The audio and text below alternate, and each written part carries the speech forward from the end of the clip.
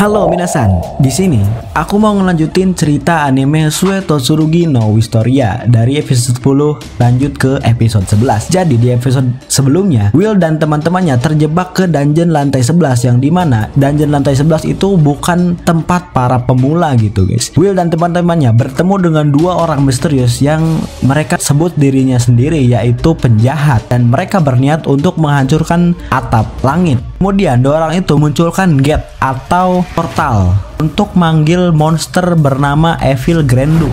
Jadi setelah dua orang yang bernama Marze dan yang disebut kepala buntung tadi memanggil Evil Grendu, akhirnya Will dan teman-temannya pun memutuskan untuk segera kabur menghindari monster tersebut. Dikarenakan Grenduk adalah monster dengan nilai 270 kredit dan itu termasuk monster yang sangat kuat banget cuy. Dan juga peluang untuk menang itu sangatlah kecil. Lalu di sini Wignall mencoba memperhambat gerakan monster itu, namun hasilnya nihil. Monster itu bisa merobek sihir ilusinya dengan sangat mudah. Untungnya mereka bisa menghindar dari kejaran monster tersebut, tapi sayangnya mereka semua sudah terkepung oleh Evil Guard dan Evil Sentinel. Nah, di saat semuanya sedang diambang keputusasaan, Will memutuskan untuk tetap terus bertarung. Dikarenakan itulah jalan satu-satunya agar bisa keluar dari dungeon. Namun keputusan Will tidak disetujui oleh Julius karena dia mengira Will akan menghadapi monster itu sendirian. Padahal Will punya rencana yang melibatkan sihir dan otomatis dia membutuhkan bantuan teman-temannya. Tapi di sini Julius masih bersikeras gak mau nerima ajakan si Will. Tiba-tiba si Wignall setuju dan percaya kepada Will. Dia berkata, "Aku sudah berulang kali selamat berkat kebijaksanaan dan kegigihannya.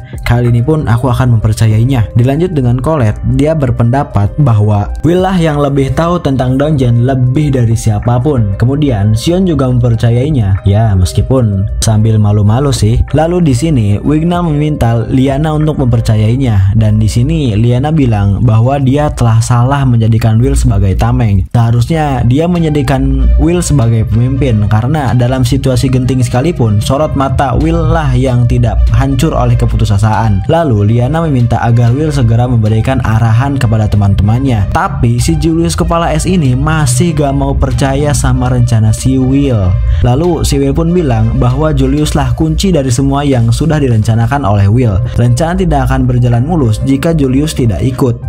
Dan pada akhirnya Julius pun bersedia ikut rencana Will. Ya, meskipun harus disogok dulu sih. Lalu rencana pun dimulai tatkala monster bernama Duke itu datang. Julius di sini ditugaskan untuk menggunakan sihir bernama Ice Wish yang dimana membutuhkan perapalan yang cukup lama. Jika perapalan sihirnya terganggu, maka sihirnya tidak akan bekerja. Kemudian di sini Will dan teman-temannya mencoba mengalihkan perhatian monster itu dengan cara menyerang dengan sihir Lautir secara bertubi-tubi, berharap monster itu bisa tumbang.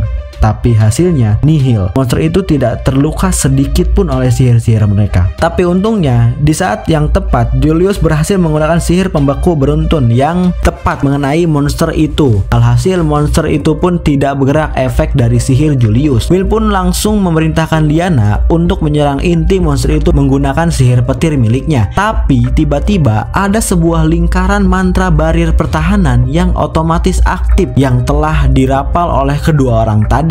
Alhasil monster itu pun berhasil lepas dari sihir pembeku milik Julius dan berhasil menyerang balik Liana. Tapi untungnya Will berhasil menolong Liana tepat waktu. Will meminta Kiki, kucing peliharaannya, untuk membuat lingkaran pertahanan. Tapi lingkaran itu berhasil ditembus oleh serangan Grenduk dan berhasil mengenai kacamata Will, yang mana kacamata itu adalah pemberian dari Elfie. Nah, pada akhirnya monster itu berhasil membebaskan diri dari sihir milik Julius. Mengetahui hal itu, Liana menyuruh teman-temannya pergi membawa Will yang sedang syok berat karena kacamata pemberian dari Elfie pecah. Liana berkata bahwa dia akan menahan monster itu meskipun nyawa jadi taruhannya. Tentu saja hal ini dicegah oleh Colette. Kemudian Liana menjelaskan alasan kenapa keluarga Awenzaus berumur pendek. Dia berkata, "Itu agar kami sebagai kesatria bisa menjadi tameng untuk rekan-rekan kami." Itu kata Liana. Kemudian secara tiba-tiba Wignall pun ikut membantu Liana. Dia berkata bahwa selain Liana, dia sudah menemukan orang lain yang rela dia pertaruhkan nyawanya, yaitu Will.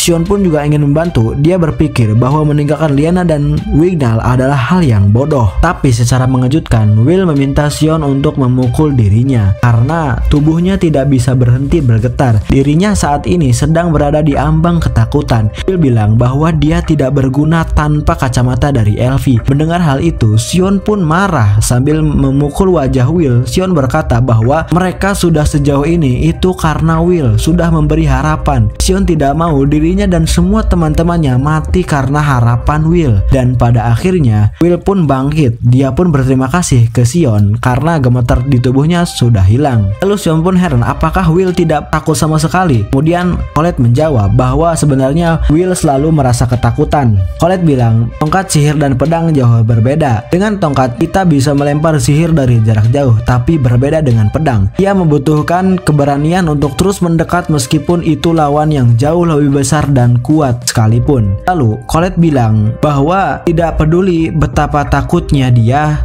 betapa terlihat menjadikannya dirinya, dia hanyalah seorang pengecut yang terlalu takut untuk melarikan diri, dan itulah yang orang-orang sebut dengan keberanian. Kemudian Colette bilang bahwa dia juga akan bertarung membantu Will. Lalu scene pun berpindah ke si Will yang tengah memikirkan cara menghentikan monster itu, karena inti dari kekuatan monster itu ada di sayapnya. Jika saja Will bisa menebas sayapnya, kemungkinan celah untuk dia bisa menyerang sangat besar. Tak lama kemudian Colette datang membantu, dan itu membuat Will sedikit bersemangat. Tapi di sisi lain, dia juga merasa kehilangan harapan karena Liana dan yang lainnya sudah tidak bisa lagi bertarung. Tiba-tiba serangan monster itu datang menghampiri Will, tapi untungnya Will masih sempat menghindar. Ternyata di sini Will masih merasa takut.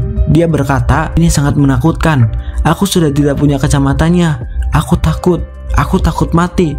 Tapi Will mencoba mengukuhkan pendiriannya bahwa dia jauh lebih takut jika kehilangan orang lain. Will pun meminta Colette untuk menyusun sebuah rencana. Tak lama kemudian, monster itu pun kembali memberikan serangan. Will sedikit takut karena dia tidak ada Kiki, kucingnya, untuk membantunya. Karena satu serangan saja, Will akan mati. Tapi untungnya, dengan keahlian Will, dia dapat melihat kemana arah serangan monster itu. Lalu, serangan monster itu pun berhasil mendarat tepat di tempat Will berada dan membuat sekumpulan asap tebal. Dari sekumpulan asap tebal itu pun tiba-tiba pedang Will terlempar, membuat semua temannya menjadi panik. Tapi secara mengejutkan, Will sudah berada di atas monster itu. Colette pun langsung merapalkan sebuah mantra agar Will bisa menebas sayap monster itu, dan alhasil sayap monster itu pun berhasil ditebas. Lalu monster itu pun menyerang balik Will dan Colette, tapi untungnya mereka berhasil menghindar. Kini tersisa monster dengan satu sayap yang tengah marah besar. Tapi tiba-tiba Sion datang merapalkan sihir apinya, membuat Will termasuk semua teman-temannya terkejut. Sion berkata bahwa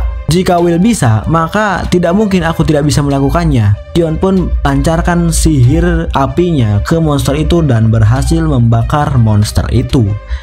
Bersambung.